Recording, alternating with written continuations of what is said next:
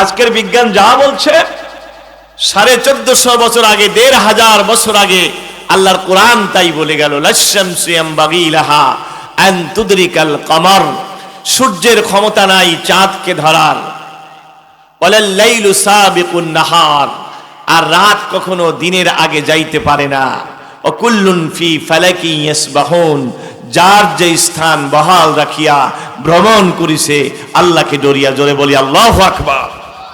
আজকের বিজ্ঞানের কাছে বড় একটা বিস্ময়ের নাম হচ্ছে বিগ ব্যাং থিওরি।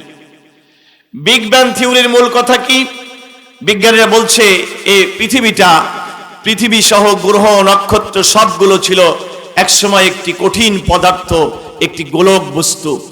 হঠাৎ সেটা চূড়ান্ত গরম হওয়ার কারণে, উত্তপ্ত হওয়ার কারণে ফেটে গিয়ে মহাবিশ্বের সৃষ্টি হয়েছে এবং এগুলো সবই ধীরে ধীরে সম্প্রসারিত হয়ে যাচ্ছে। এই কথা আজকের বিজ্ঞানীরা বলছে। গান বন্ধ হয়নি, নাচ বন্ধ হয়নি, যাত্রা বন্ধ হয়নি, কোরআনের মাহফিল বন্ধ হয়েছে কি হয় নাই? দুঃখজনক, যদি ওই জায়গায় যদি আজকে একজন আলেমকে যদি আমরা প্রধানমন্ত্রী হিসাবে পেতাম, মন্ত্রী পরিষদে যদি আল্লাহর কোরআনের ধারক বাহক থাকতো, যদি কোরআন হতো রাষ্ট্রের সংবিধান, তাহলে আজকে পৃথিবীতে মুসলমানদের এই সংকীর্ণ জীবন থাকতো না, বরং গোটা পৃথিবীতে মুসলমান নেতৃত্ব দিত। কথা বলেন না ঠিক কিনা? ও দুনিয়ার মানুষ, আজ দুনিয়া তোমাদের কাছে বড়, আখিরাত তোমাদের কাছে প্রাধান্য পাচ্ছে না। ইংরেজি শিখলে, অঙ্ক শিখলে, এগুলো শিখতে কোনো দোষ নাই, কিন্তু এইগুলো শিখলে কোনো নেকি কি আমল নামায় লেখা হয় বলেন? কিন্তু কোরআন পড়লে একটা অক্ষরের জন্য 10টা নেকি লেখা হয়ে যায়। নবীজি বলেন, ওয়ালা আকুলু আলিফ লাম মিম হারফুন বাল আলিফুন হারফুন ওয়া লামুন হারফুন ওয়া মিমুন হারফুন। আমি বলি না আলিফ লাম মিম এটা একটা অক্ষর, বরং আলিফ একটা অক্ষর, লাম একটা অক্ষর, মিম একটা অক্ষর। তার মানে যে ব্যক্তি আলিফ লাম মিম বলবে তার আমল নামায় 30টি নেকি লেখা হয়ে যায়। আউযু বিল্লাহি মিনাশ শাইতানির রাজীম। বিসমিল্লাহির রাহমানির রাহিম। ইন্না হাযাল কুরআনা ইয়াহদি লিল্লাতী হিয়া আকওয়াম يهدي للتي هي أقوم ويبشر المؤمنين الذين يعملون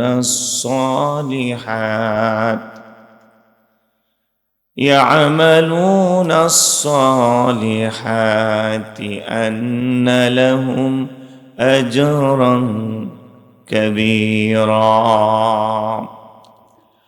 হাজারো ব্যথা বেদনার পরে ফিরে আসনি তুমি আপন ঘরে, দিনের আলো তুমি ছড়িয়ে দিতে চলে গেলে মদিনায় মক্কা ছেড়ে। হে রাসূল তোমাকে ভুলি আমি কেমন করে, হে রাসূল তোমাকে ভুলি আমি কেমন করে।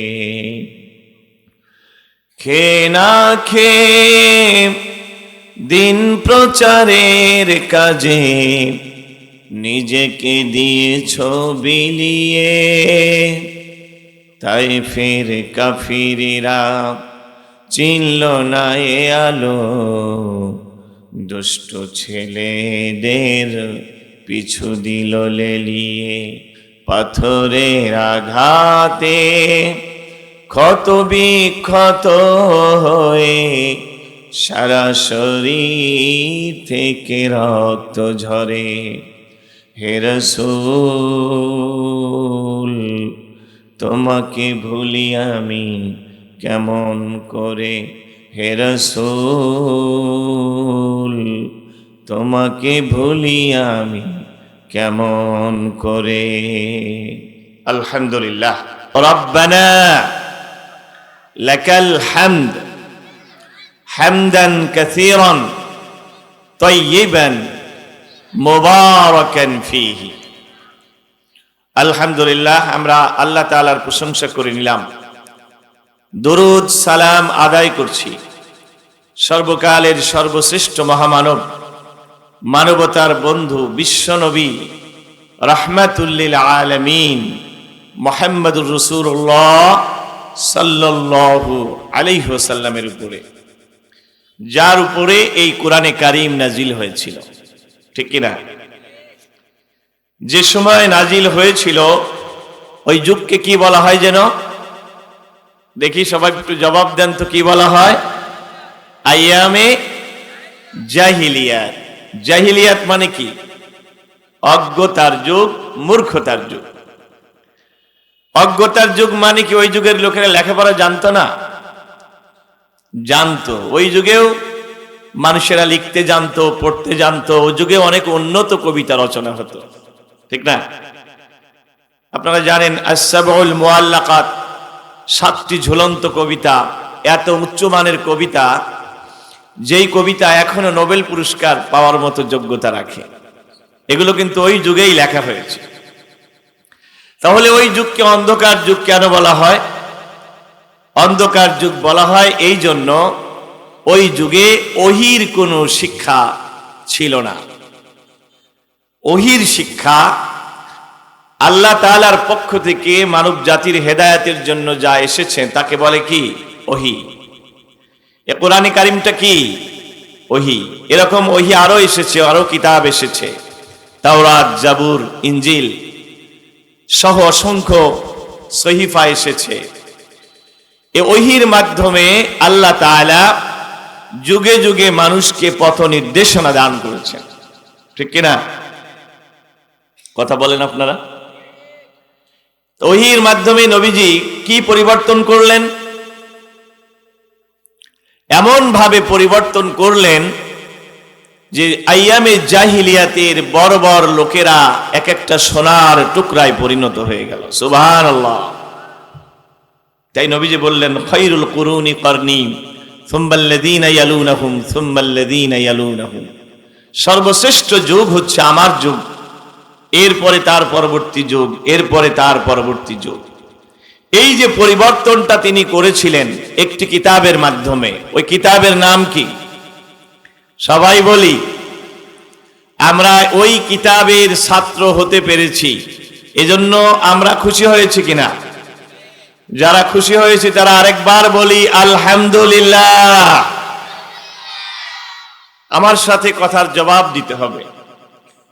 আচ্ছা, আপনারা বলেন তো, নবীরা যখন বিপদে পড়ে যেতেন অথবা নবীদেরকে দাওয়াতের কাজে সাহায্য করার জন্য আল্লাহর পক্ষ থেকে যে বিশেষ ক্ষমতা তাদেরকে দেওয়া হতো তাকে কি বলা হয়? মুজিজা। সুন্দর উত্তর হচ্ছে, কি বলা হয়? মুজিজা। হযরত মূসা আলাইহিস সালামের উপরে যে মুজিজা নাজিল হয়েছিল, ওই মুজিজাটা ছিল হাতের লাঠি। কি? হাতের লাঠি। হযরতে ঈসা আলাইহিস সালামকে এমন মুজিজা দান করা হয়েছিল, তিনি অন্ধ রোগীর চোখে হাত বুলালে চোখ ভালো হয়ে যেত, কুষ্ঠ রোগীর চোখে গায়ে হাত বুলালে রোগ ভালো হয়ে যেত। তিনি যদি মাটির পাখি বানিয়ে ছেড়ে দিতেন, পাখি পথ করে উড়ে চলে যেত। সুবহানাল্লাহ। এরকম দাউদ আলাইহিস সালামকে মুজিজা দান করা হয়েছিল, তিনি হাতের ভিতরে লোহা নিতেন, লোহাকে চাপ দিলে লোহা গলে মোমের মতো পড়তো। আল্লাহু আকবার। নবী করিম সাল্লাল্লাহু আলাইহি ওয়াসাল্লাম যখন কোরআনের দাওয়াত দিচ্ছিলেন, তখন কাফিরেরা বলল, ইনি নবী বলে দাবি করেন, তাহলে ইনার কাছে কেন ওই রকমের মুজিজা আসে না, কেন মুজিজা নাজিল হয় না? আল্লাহ রাব্বুল আলামিন কোরআনে কারীমের আয়াত নাজিল করলেন, সূরাতুল আনকাবুতের 51 নম্বর আয়াত, আওয়ালাম ইয়াকফিহিম আন্না আনজালনা আলাইকাল কিতাবা ইউতলা আলাইহিম, তাদের জন্য কি এটা যথেষ্ট নয় যে আমি তাদের উপরে এমন একটি কিতাব নাজিল করেছি যা তাদের সামনে পাঠ করা হয়? জোরে বলি আল্লাহু আকবার। এর মধ্যে রয়েছে ইন্না ফি যালিকা লা রাহমাতাও ওয়া যিকরা লিকাওমি ইউমিনুন, এই কিতাবের মধ্যে রয়েছে রহমত, এই কিতাবের মধ্যে রয়েছে উপদেশ ওই মানুষদের জন্য যারা ঈমান আনে। আমরা বলি সুবহানাল্লাহ। সম্মানিত হাজিরিন, এখানে লক্ষ্য করার বিষয়, লোকেরা আল্লাহর নবীর কাছে মুজিজা কামনা করলো, আল্লাহ রাব্বুল আলামিন বললেন এটা কি তাদের জন্য যথেষ্ট নয় যে আমি নবী আপনার প্রতি কিতাব নাজিল করেছি? তাহলে বোঝা গেল অন্য নবীদের উপরে যেই মুজিজা নাজিল হয়েছিল তার চাইতে কোরআনে কারীম বড় মুজিজা। সব মুজিজার চাইতে শ্রেষ্ঠতম মুজিজার নাম আল কোরআন। বলবেন যে how I would like to know that, আমি জানতে চাই কিভাবে কোরআন বড় মুজিজা হলো। লাঠির তো এমন শক্তি ছিল যে লাঠি যখন ফেলে দিত লাঠি সাপ হয়ে যেত, সব জাদুকরদের সাপগুলোকে গিলে নিত। ঈসা আলাইহিস সালামের মুজিজা এত বড়, তাহলে কোরআন কারীম এত বড় মুজিজা কিভাবে হলো? প্রিয় ভাইরা, এইখানে একটা বিষয় লক্ষ্য করা দরকার। অন্যান্য নবীদের মুজিজা নবী দুনিয়া থেকে বিদায় হওয়ার সঙ্গে সঙ্গে শেষ হয়ে গিয়েছে। মুসা আলাইহিস সালামকে আল্লাহ লাঠি দিয়েছিলেন, কিন্তু মুসা আলাইহিস সালাম যখন দুনিয়া ছেড়ে চলে গেছেন তার লাঠি দিয়ে আর কেউ সাপ বানাতে পারে নাই। ঈসা আলাইহিস সালাম যখন দুনিয়া থেকে বিদায় নিয়েছেন তার কোনো অনুসারী তার মতো আর অন্ধ রোগীকে ভালো করতে পারে নাই। কিন্তু কোরআনে কারীম এমন একটি মুজিজা, যেই মুজিজা কিয়ামত পর্যন্ত মানব জাতির জন্য বিস্ময় হয়ে থাকবে। আল্লাহু আকবার। কোরআন আল্লাহ তাআলা নাজিল করেছেন ওই যুগের সমস্ত কবিদেরকে, ভাষাবিদদেরকে, জ্ঞানীদেরকে চ্যালেঞ্জ করে। আপনারা জানেন কোরআন হচ্ছে আখেরি জামানার কিতাব, যেই যুগে জ্ঞান বিজ্ঞান উন্নতি লাভ করেছে, ঠিক না? মানুষ কত উন্নতি লাভ করেছে আমরা জানি। এখন থেকে যদি আপনি ইন্টারনেটের মাধ্যমে একটা চিঠি লিখে পাঠিয়ে দেন, আমেরিকায় থেকে ওই চিঠিটা প্রিন্ট আউট করতে সময় লাগবে 1 মিনিটও না, তার চাইতেও কম। আল্লাহু আকবার। দুনিয়ার মানুষেরা চাঁদে এখন যানবাহন পাঠাচ্ছে, দুনিয়ার মানুষেরা মঙ্গল গ্রহে যানবাহন পাঠাচ্ছে, ওইখান থেকে ছবিগুলো ক্যাপচার করে ওই বাহনটা, ওই ক্যামেরাগুলো দুনিয়াকে ছবি ট্রান্সমিট করে পাঠিয়ে দিচ্ছে, দুনিয়ার বিজ্ঞানীরা সেটাকে প্রিন্ট দিচ্ছে। আল্লাহু আকবার। আবার ওই যানবাহন যদি মঙ্গল গ্রহে নষ্ট হয়ে যাচ্ছে তাহলে দুনিয়ার বিজ্ঞানীরা, নাসার বিজ্ঞানীরা দুনিয়াতে বসেই সেটাকে ঠিক করে দিচ্ছে। কিন্তু এর চাইতেও বড় মুজিজা হচ্ছে আল্লাহর কিতাব। সুবহানাল্লাহ বলেন। সম্মানিত ভাইয়েরা, কারণটা কি? কারণ হচ্ছে বিজ্ঞান যতই উন্নত হোক না কেন, বিজ্ঞান চিরকাল কোরআনের কাছে শিশু হয়ে থাকবে। বিজ্ঞান চিরদিন কোরআনে কারীমের কাছে ভিক্ষার ঝুলি নিয়ে দাঁড়িয়ে থাকবে। কারণ হচ্ছে বিজ্ঞানের থিওরি যেটা আজকে সঠিক, কালকে সেটা ভুল প্রমাণিত হয়ে যায়। একদিন বিজ্ঞানীরা বলল সূর্যটা পৃথিবীর চারদিকে ঘোরে, আর্কিমিডিস বলল। গ্যালিলিও এসে বলল আর্কিমিডিসের সূত্র ভুল, বরং পৃথিবীটাই সূর্যের চারিদিকে ঘোরে। আজকের বিজ্ঞানীরা বলছে শুধু পৃথিবী নয়, শুধু সূর্য নয়, এ মহাকাশের ভিতরে যা কিছু আছে সব কিছুই ঘুরছে, সব কিছুই সাঁতার কাটছে। আজকের বিজ্ঞানীরা এই কথা বলছে 1450 বছর আগে আল্লাহর কোরআন বলল লাশ-শামসু ইয়ামবাগি লাহা আন তুদরিকাল কমারা ওয়ালাল লাইলু সাবিকুন নাহার ওয়া কুল্লুন ফি ফালাকি ইয়াসবাহুন।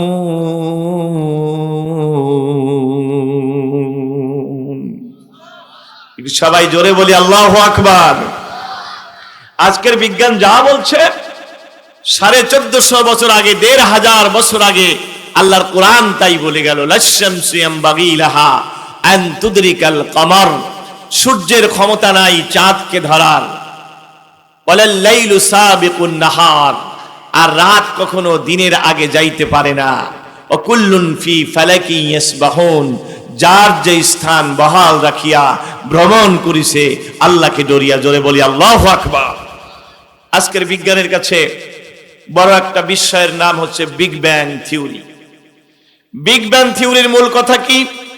বিজ্ঞানীরা বলছে এই পৃথিবী সহ গ্রহ নক্ষত্র সবগুলো ছিল একসময় একটি কঠিন পদার্থ, একটি গোলক বস্তু। হঠাৎ সেটা চূড়ান্ত গরম হওয়ার কারণে, উত্তপ্ত হওয়ার কারণে ফেটে গিয়ে মহাবিশ্বের সৃষ্টি হয়েছে এবং এগুলো সবই ধীরে ধীরে সম্প্রসারিত হয়ে যাচ্ছে। এই কথা আজকের বিজ্ঞানীরা বলছে। আল্লাহর কোরআন সূরা আম্বিয়ার 107 নম্বর আয়াতে বললেন, আওয়ালাম ইয়ারাল্লাযীনা কাফারু আন্নাস সামাওয়াতি ওয়াল আরদা কানাতা রাতাকান ফাফাতাকনাহুমা। কাফেররা কি দেখে না যে এই মহাবিশ্ব পৃথিবী এবং এই আসমান জমিন একসময় একটা জমাট বস্তু ছিল, আমি আল্লাহ রাব্বুল আলামিন তাকে ফাটিয়ে দিলাম। চিৎকার দিয়ে বলি আল্লাহু আকবার। সম্মানিত হাজিরিন, তাহলে মহাবিশ্বের নাম কি? সবাই বলেন, সবাই বলেন, আর একটু জোরে বলেন। আল কোরআন। আমরা ওই কোরআনের ধারক বাহক, এই জন্য কি আরেকবার বলবো না আলহামদুলিল্লাহ? কিন্তু এখন প্রশ্ন, এ কোরআনকে আল্লাহ রাব্বুল আলামিন কি আমাদেরকে হতভাগ্য হওয়ার জন্য নাজিল করেছেন? আল্লাহ বলেছেন, তাহা মা আনজালনা আলাইকাল কুরআন লিতাশকা। তাহা, oh my prophet, I haven't revealed this Quran unto you so that you may be distressed. ও নবী, আপনার প্রতি তো আমি এই কোরআন এই জন্য নাজিল করি নাই যে কোরআন নাজিল হওয়ার পরেও পৃথিবীতে আপনি হতভাগা হবেন, পৃথিবীতে আপনি মার খাবেন, পৃথিবীতে লাঞ্ছিত হবেন, পশ্চাৎপদ হবেন, এই জন্য আমি কোরআনকে নাজিল করি নাই। আল্লাহু আকবার। কিন্তু এখন যদি আপনাদেরকে একটা প্রশ্ন করি, বলেন তো বর্তমান পৃথিবীতে সবচাইতে দুর্বল জাতির নাম কি? কথা বলেন। বর্তমান পৃথিবীতে দিকে দিকে মার খাচ্ছে যেই জাতি, সেই জাতির নাম কি? মুসলিম। তাহলে কি আল্লাহর কোরআন মিথ্যা? কথা বলবেন। আল্লাহর কোরআন বলল, তাহা মা আনজালনা আলাইকাল কুরআন লিতাশকা। নবী, এই জন্য আমি আপনার প্রতি কোরআন নাজিল করি নাই। কোরআন নাজিল হওয়ার পরে আপনি হতভাগ্য হবেন। কিন্তু গোটা পৃথিবীর দিকে যদি তাকান, মার খায় কোন জাতি? আরো জোরে বলতে হবে। ফিলিস্তিনে যারা মার খায়, ইসরায়েলের বোমার আঘাতে যেই শিশুগুলোর দেহ ক্ষত বিক্ষত হয়ে যায়, যেই নারীগুলো ধর্ষিতা হয়, কাশ্মীরে যেই জাতি মার খায়, বলেন তো ওই জাতির নাম কি? তাহলে কেন এমন হলো? কেন এমন হলো? সেই কথার উত্তর আল্লাহ রাব্বুল আলামিন নিজেই দিয়েছেন। সূরা তাহার 124, 25, 26 নম্বর আয়াতে আল্লাহ রাব্বুল আলামিন বলেন, ওয়ামান আরাদা আন যিকরি ফাইন্না লাহু মাঈশাতান দানকা ওয়া নাহশুরুহু ইয়াওমাল কিয়ামাতি আ'মা قال رب لم حشرتني أعمى وقد كنت بصيرا। জোরে বলেন আল্লাহু আকবার। রব্বুল আলামিন বলেন, ওমান আরাদা আন যিকরি, আমার এই জিকির থেকে যারা মুখ ফিরিয়ে নেবে, ফাইন্না লাহু মাঈশাতান দানকা, আমি তাকে পৃথিবীতে সংকীর্ণ জীবন দান করব। এখানে জিকির মানে কোরআন কারীম, কারণ কোরআনের একটা নাম তো জিক্র, আপনারা জানেন। আল্লাহ বলেছেন, ইন্না নাহনু নাযালনা যিকরা ওয়া ইন্না লাহু লাহাফিজুন, আমি এই জিকির নাজিল করেছি, এই জিকিরের হেফাজতের দায়িত্ব আমি আল্লাহর। তাহলে বোঝা গেল কোরআনের একটা নাম জিকির। আল্লাহ তাআলা বলছেন এই জিকির থেকে যারা মুখ ফিরিয়ে নেবে আমি তাদেরকে দুনিয়ায় সংকীর্ণ জীবন দান করব। ওয়া নাহশুরুহু ইয়াউমাল কিয়ামাতি আমা, আর কিয়ামতে আমি তাকে অন্ধ করে উঠাবো। এ বাণীটা কার? জোরে বলেন না কার? আল্লাহর কথার ভিতরে কোনো ভেজাল আছে? এক জাল্লা একটুকু কোনো ভেজাল? আল্লাহ বলছেন ওমান আরাদা আন যিকরি ফাইন্না লাহু মাইশাতান দাক্কা, আমার জিকির থেকে যারা মুখ ফিরিয়ে নেবে তাদেরকে সংকীর্ণ জীবন দান করব। আজ আমরা মুসলমানেরা কোরআনকে একটা ছবিনা পড়ার কিতাব বানিয়েছি, ঠিক না? কোরআনকে আমরা ঝাড়ফুঁকের কিতাব বানিয়েছি, কিন্তু কোরআন কি পৃথিবীতে শুধু ঢুলে ঢুলে পড়া আর মুখস্থ করা আর ছবিনা পড়া ঝাড়ফুঁক দেওয়ার জন্য নাজিল হয়েছিল? বলেন। আল্লাহ বলছেন কোরআনকে যদি প্রশ্ন করেন, oh Quran, I would like to know why have you revealed in this world, এই পৃথিবীতে তুমি কেন নাজিল হয়েছো আমি জানতে চাই। কোরআন সূরাতুন নিসার 5 নম্বর আয়াতে বলছেন ইন্না আনজালনা ইলাইকাল কিতাবা বিল হাক্কি লিতাহকুমা বাইনান নাসি বিমা আরাকাল্লাহ, oh my prophet Muhammad, I have revealed this Quran unto you so that you can govern the people according to the guidance of the Quran. কোরআন বলছে হে দুনিয়ার মানুষ, আমি তোমাদের প্রতি কোরআন নাজিল এই জন্য করেছি, আল্লাহ বলছেন, যাতে কোরআন দ্বারা তুমি পৃথিবীতে শাসন করতে পারো, বিচার করতে পারো, রাষ্ট্র চালাতে পারো। চিৎকার দিয়ে বলেন আল্লাহু আকবার। আচ্ছা বলেন তো, রাষ্ট্র শক্তি যদি কোরআনের পক্ষের শক্তি হতো, আমরা আমাদের স্বাধীনতার 53 বছরের ভিতরে কোরআনের পক্ষের কোন শাসক পেয়েছি? এমন শাসক পেয়েছি যারা বিগত সময়ে খালি কোরআন বন্ধ করে দিয়েছে। কথা বলেন, কোনো কারণ নাই, কিছু নাই, মাহফিল হবে না, ঠিক না? গান বন্ধ হয়নি, নাচ বন্ধ হয়নি, যাত্রা বন্ধ হয়নি, কোরআনের মাহফিল বন্ধ হয়েছে কি হয় নাই? দুঃখজনক।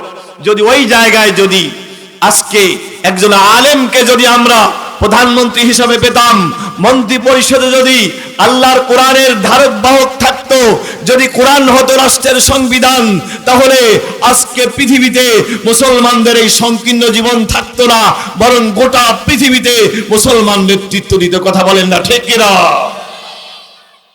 লিল্লাহি তাকবীর।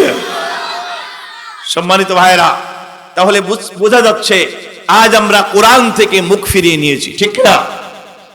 কোরআন থেকে আমরা মুখ ফিরিয়ে নিয়েছি। আমাদের উপরে কোরআনের হক আছে 8টি। জোরে বলেন কয়টি? আরো জোরে, জোরে হলো না। কয়টি? 8টি। প্রিয় ভাইরা আমার, হাদিস শরীফে বলা হয়েছে ওয়াল কুরআনু হুজ্জাতুল লাকা আও আলাইকা, কিয়ামতের ময়দানে কোরআন কিন্তু নিরপেক্ষ থাকবে না। কোরআন আপনার পক্ষেও সাক্ষী হতে পারে, কোরআন আপনার বিপক্ষেও সাক্ষী হতে পারে। এবার বলেন তো, এই যে হাফেজে কোরআনগুলো যারা কোরআন শিখছে, কোরআন কি কিয়ামতে তাদের পক্ষে সাক্ষী দেবে না? সুবহানাল্লাহ। আর আমাদের মুসলমানদের ভিতরে কত ভুড়িওয়ালা, পেটওয়ালা, মুসলা আছে, তারা বলে দেয়ার ইজ নো গড। আছে না নাই? This Quran is not applicable in this society. এই যুগে আর কোরআন চলে না হুজুর। কোরআন is bold, Quran should be banned.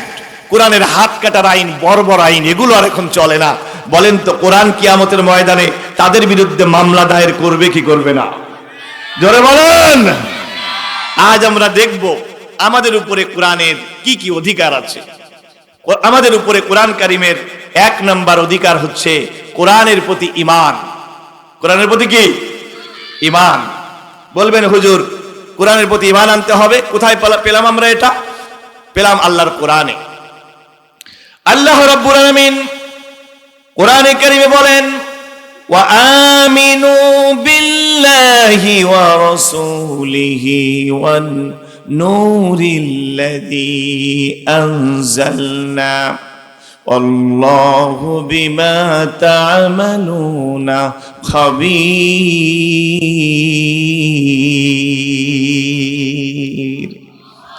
আর একটু জোরে বলা যাচ্ছে না? চিৎকার দিয়ে বলেন আল্লাহু আকবার। আর একটু জোরে বলেন আল্লাহু আকবার। আল্লাহ বলছেন আমিনু, তোমরা ঈমান আনো, বিল্লাহি আল্লাহর প্রতি, ওয়া রাসূলিহি তার রাসূলের প্রতি, ওয়ান নূরিল্লাযী আনজালনা এবং আপনার প্রতি নাজিল করেছি যেই নূর, যেই আলো, ওই কোরআনের প্রতি ঈমান আনতে হবে। কার কথা? আরেকটু জোরে বলেন। এখন কোরআনের প্রতি ঈমান আনার মানে কি এটা বোঝার দরকার আছে না নাই? কোরআনের প্রতি ঈমান আনার মানে কি শুধু এইটুকুই, হুজুর কোরআন আল্লাহর বাণী, শুধু কি এইটুকু? কথা বলেন। আকীদার বড় ইমাম তাহাবী রাহমাতুল্লাহ আলাইহি কোরআনের প্রতি ঈমানের ব্যাখ্যায় বলেন, আল ঈমানু বিল কোরআনি আই আন্নাহু নাযালা মিনাল্লাহি তাআলা ওয়াহিয়া।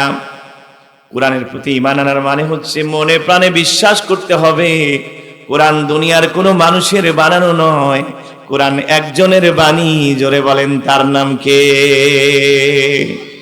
দুই নাম্বার ওয়াল আমালু বিমুহকামাতিহি।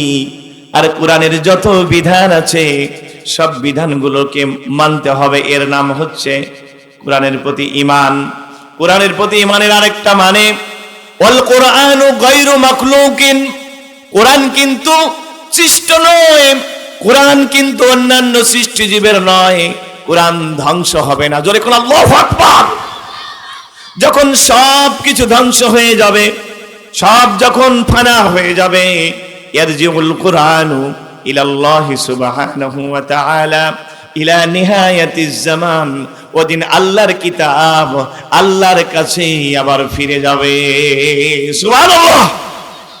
আমরা যারা কোরআনকে ধারণ করে আছি, আমরা এমন একটা জিনিসকে ধারণ করে আছি, এটার ধ্বংস নাই, এটার লয় নাই, এটার ক্ষয় নাই। আল্লাহু আকবার। কোরআন কার কাছে ফিরে যাবে? আল্লাহর কাছে ফিরে যাবে। কোরআনের প্রতি ঈমান মানে গোটা কোরআন মানতে হবে। আমাদের দেশের লোকেরা যারা কোরআনের কিছু মানে আর কিছু মানে না, এই জাতীয় লোক আছে না নাই? আসতে বলেন, কেউ মাইন্ড করবে? আছে না নাই? এই ছেলেরা বলো, আছে না নাই?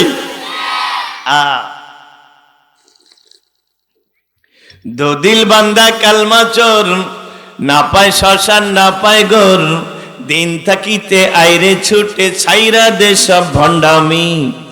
ভণ্ডামি ভণ্ডামি ভণ্ডামি, ছাইরা দে ভণ্ডামি।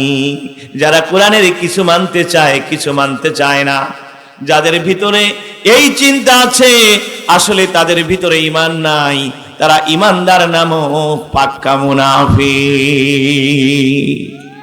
কথা বলেন ঠিক কিনা?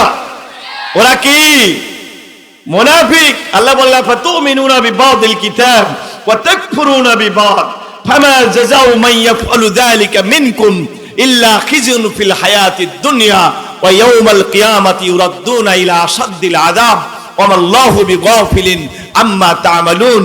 তোমাদের কি হলো?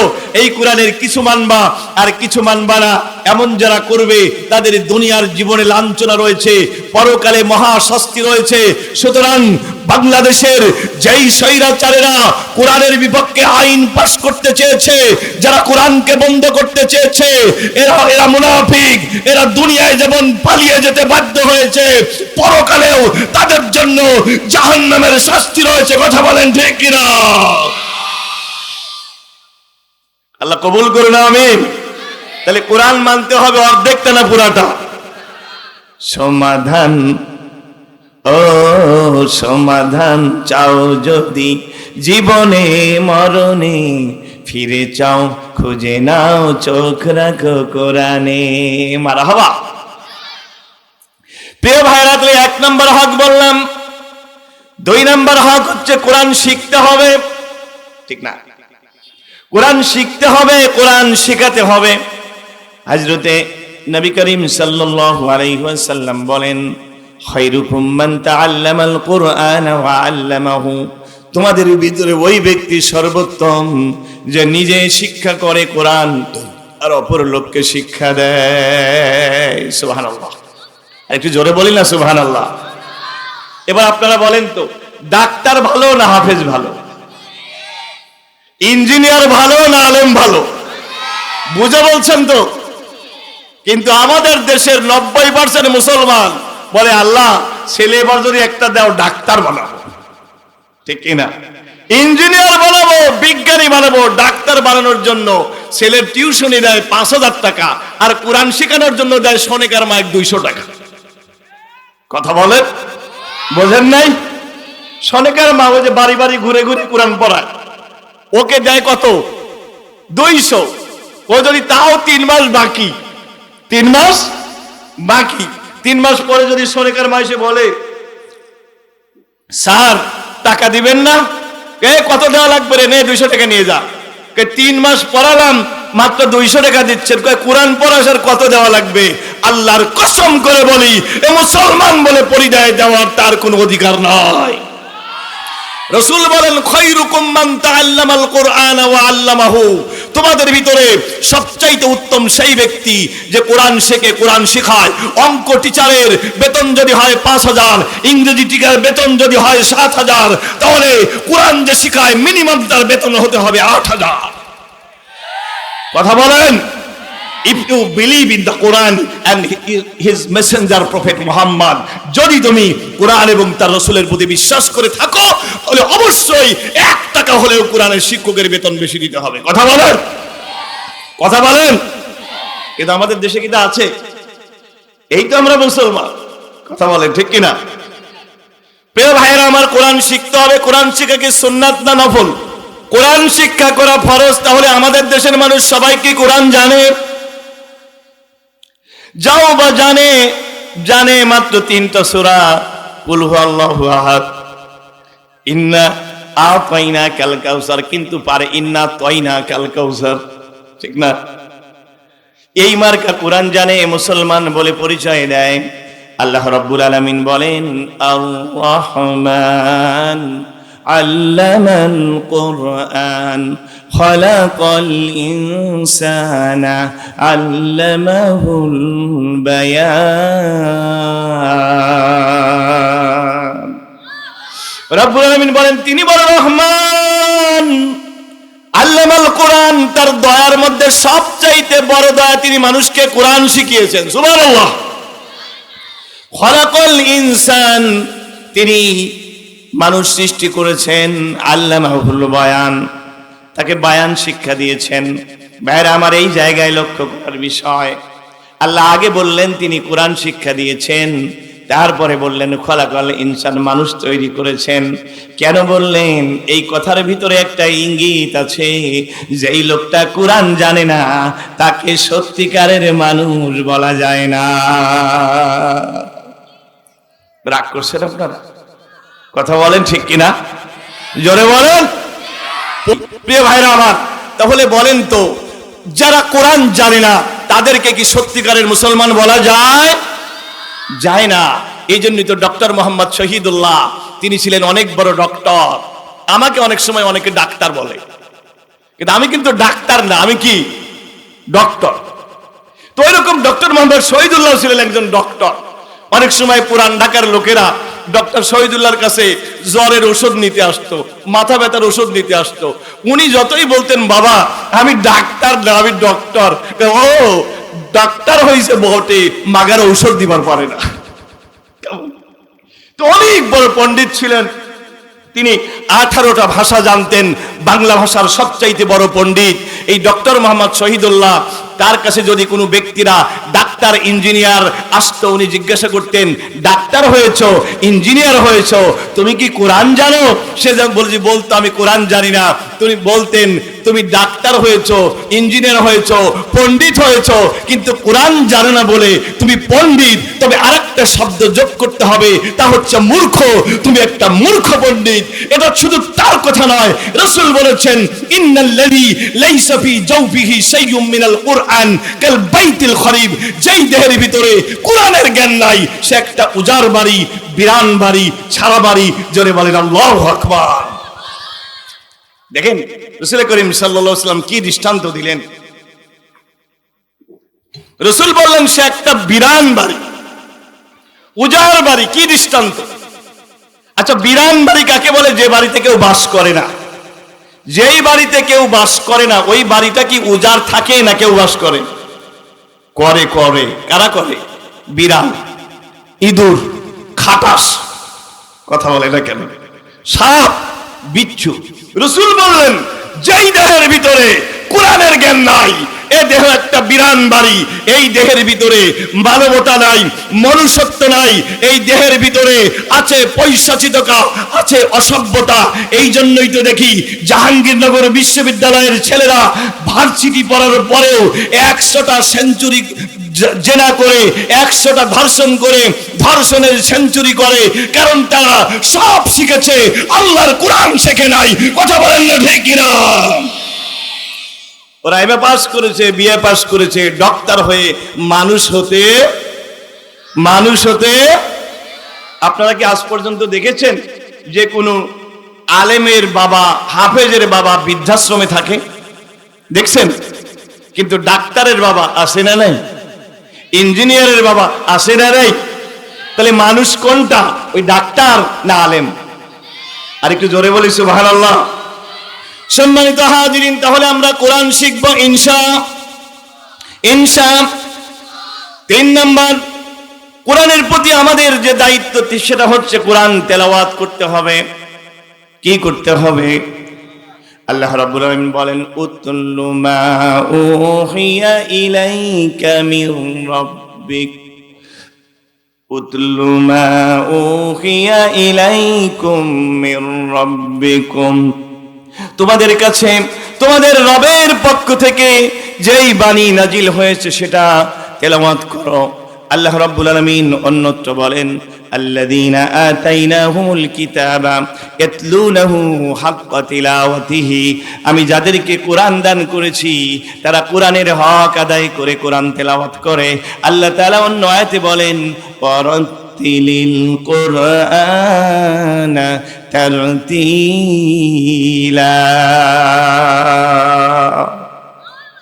জোরে বলেন, কষ্ট হচ্ছে? তা 2 হাত উঁচু করে আরেকবার চিৎকার দিয়ে বলেন না আল্লাহু আকবার। কোরআন তেলাওয়াত করা ফরজ না নফল? জোরে বলেন। বাণীটা কার? কোরআন তেলাওয়াতের কি ফজিলত দেখেন। নবী করিম সাল্লাল্লাহু আলাইহি ওয়াসাল্লাম বলেন মান ক্বারাআ হারফাম মিনাল কিতাবি ফালাহু হাসানা ওয়াল হাসানাতু বিআশরি আমসালিহা। আল্লাহর নবী বলেন যে ব্যক্তি কোরআনের একটি অক্ষর তেলাওয়াত করবে তার আমলনামায় 10টি নেকি লেখা হবে। একটা অক্ষরের জন্য কয়টা নেকি? ইংরেজি পড়লে কয় নেকি? অঙ্ক করলে কয় নেকি? আল্লাহ তাআলা বলেন বাল তুসিরুনাল হায়াতাদ দুনিয়া ওয়াল আখিরাতু খায়রুন ওয়া আবকা। ও দুনিয়ার মানুষ, আজ দুনিয়া তোমাদের কাছে বড়, আখিরাত তোমাদের কাছে প্রাধান্য পাচ্ছে না। ইংরেজি শিখলে, অঙ্ক শিখলে, এগুলো শিখতে কোনো দোষ নাই, কিন্তু এইগুলো শিখলে কোনো নেকি কি আমল নামায় লেখা হয় বলেন? কিন্তু কোরআন পড়লে একটা অক্ষরের জন্য 10টা নেকি লেখা হয়ে যায়। নবীজি বলেন ওয়ালা আকুলু আলিফ লাম মিম হারফুন বাল আলিফুন হারফুন ওয়া লামুন হারফুন ওয়া মিমুন হারফুন। আমি বলি না আলিফ লাম মিম এটা একটা অক্ষর, বরং আলিফ একটা অক্ষর, লাম একটা অক্ষর, মিম একটা অক্ষর। তার মানে যে ব্যক্তি আলিফ লাম মিম বলবে তার আমলনামায় 30টি নেকি লেখা হয়ে যায়। আল্লাহর নবী আরো বলেন মাসালুল মুমিনিল্লাযী ইয়াকরাউল কুরআন। ভালো করে খেয়াল করেন, খুব সুন্দর হাদিস। নবীজি বলেন মাসালুল মুমিনিল্লাযী ইয়াকরাউল কুরআন কামাসালিল উতরুজ্জা। আল্লাহর নবী বলেন যেই মুমিন কোরআন পড়া জানে, কোরআন পড়ে, তার দৃষ্টান্ত হচ্ছে উতরুজ্জা ফলের মতো। উতরুজ্জা ফলের নাম কি শুনছেন? শোনার কথা না, কারণ এর ফল তো বাংলাদেশে পাওয়া যায় না, এ ফল পাওয়া যায় আরব দেশে। সুবহানাল্লাহ।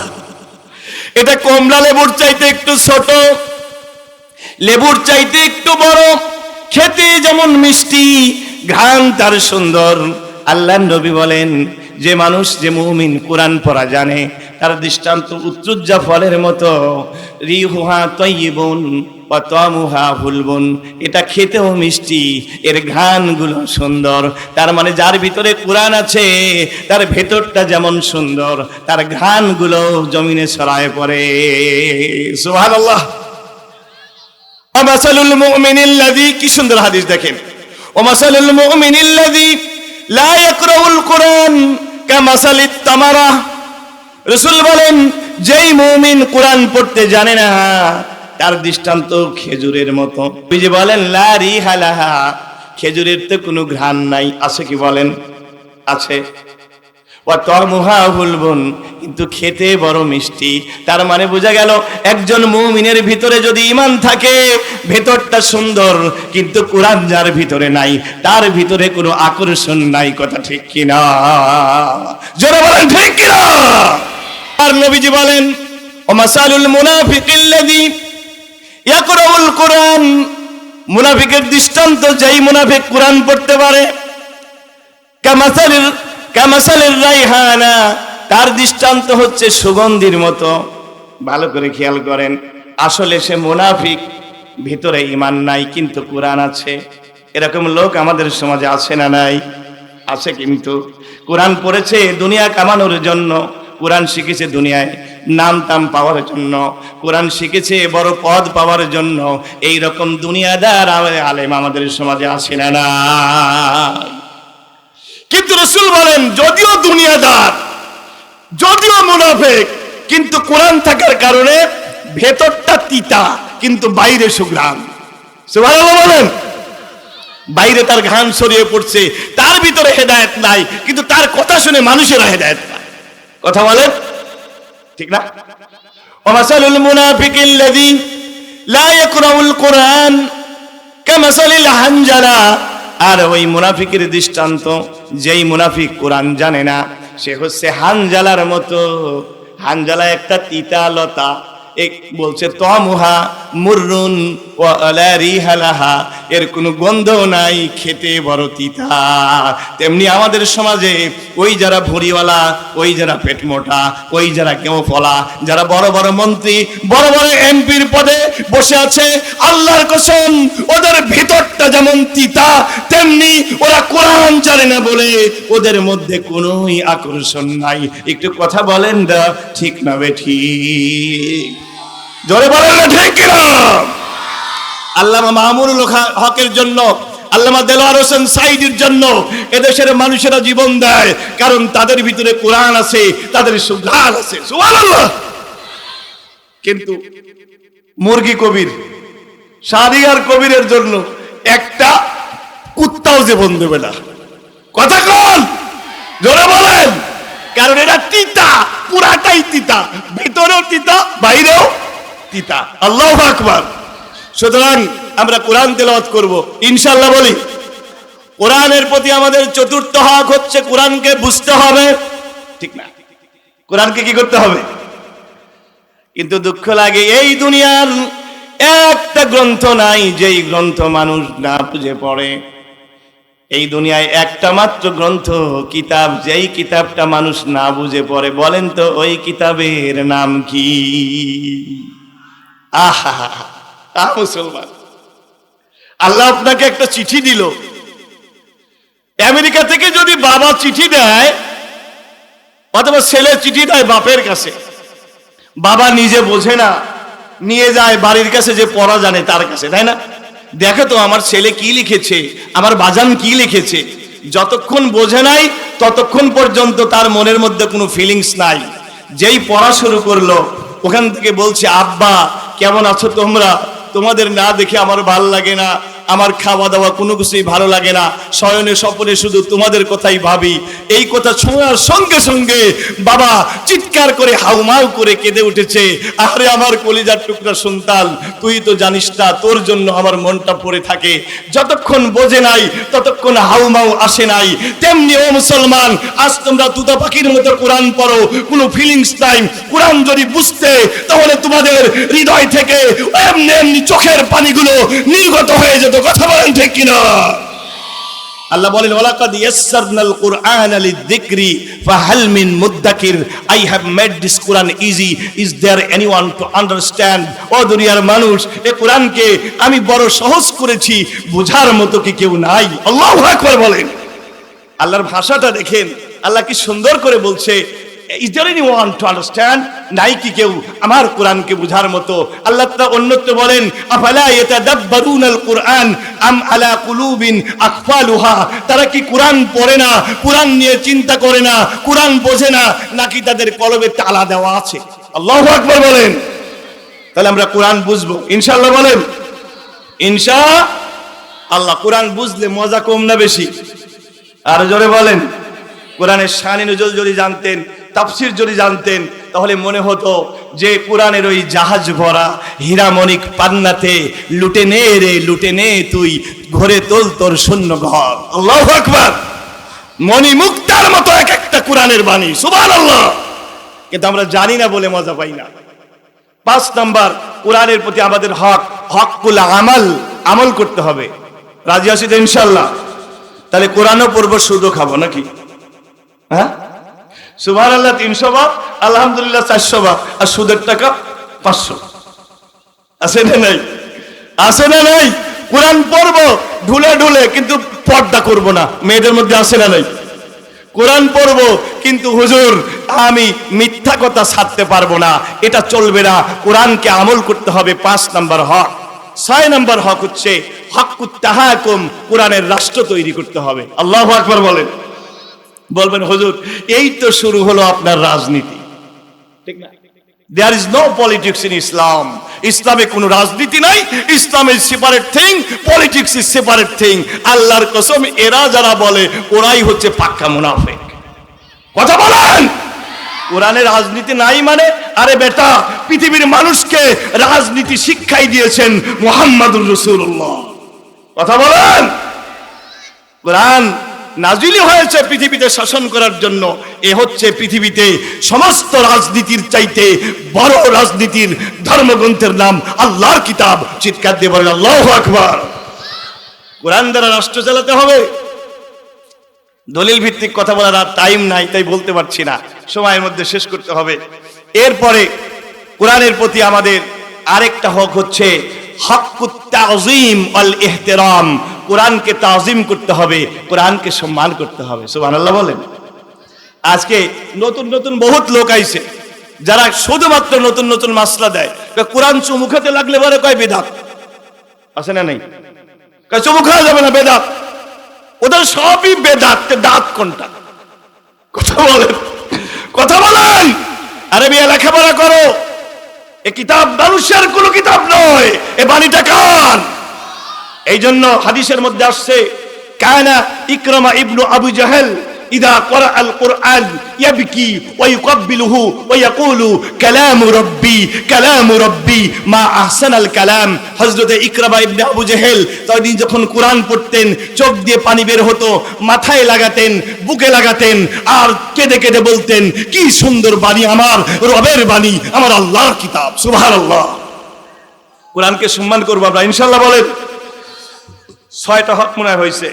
7 নাম্বার হচ্ছে হকুত তাবলীগ, কোরআন প্রচার করতে হবে। রাজি আছেন ইনশাআল্লাহ?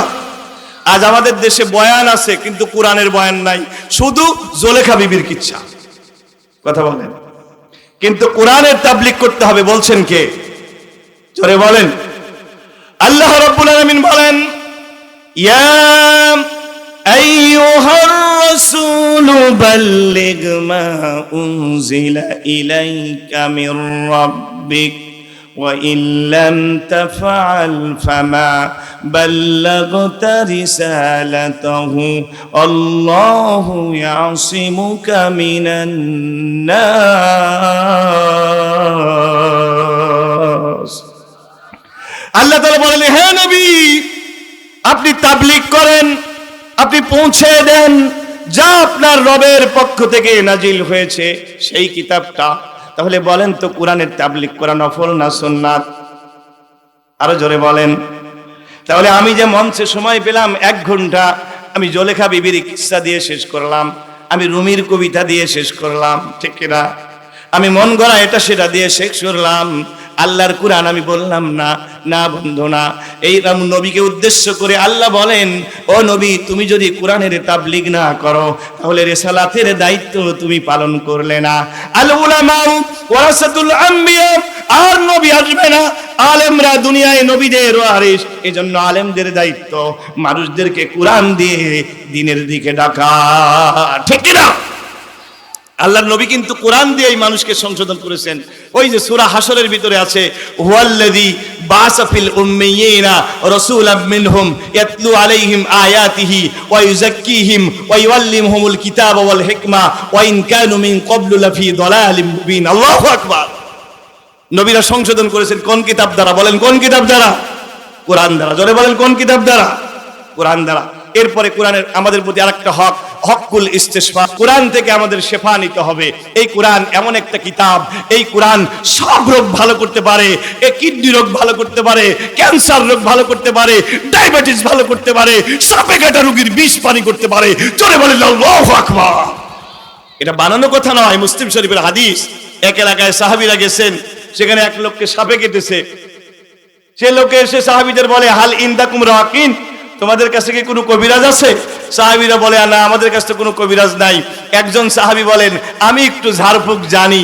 তিনি গিয়ে কি যেন পরে ঝাড়া দিলেন, সঙ্গে সঙ্গে সাপে কাটা রোগী লাফ দিয়ে দাঁড়িয়ে গেল। জোরে বলেন না সুবহানাল্লাহ। অন্য বন্ধুরা বলে, ভাই তুমি এত বড় কবিরাজ, আমাদের তো কোনোদিন বলো নাই। বলে, ভাই আমি যে কবিরাজি বিদ্যা জানি এটা তোমরা সবাই জানো। সুবহানাল্লাহ। আমি অন্য কিছু দিয়ে ঝাড়া দেই নাই, আমি ঝাড়া দিয়েছি কেবল সূরাতুশ শিফা, সূরাতুল ফাতিহা দিয়ে। সুবহানাল্লাহ। এজন্য কোরআন থেকে শেফা নেওয়া আমাদের দায়িত্ব। আমরা ডাক্তারের কাছে যাব পরে, আমরা আগে কোরআন থেকে প্রথমেই আগে ঝাড়ফুঁক করব। সুবহানাল্লাহ। আর এখনকার মুসলমানরা ঝাড়ফুঁক করে না, করে তাবিজ।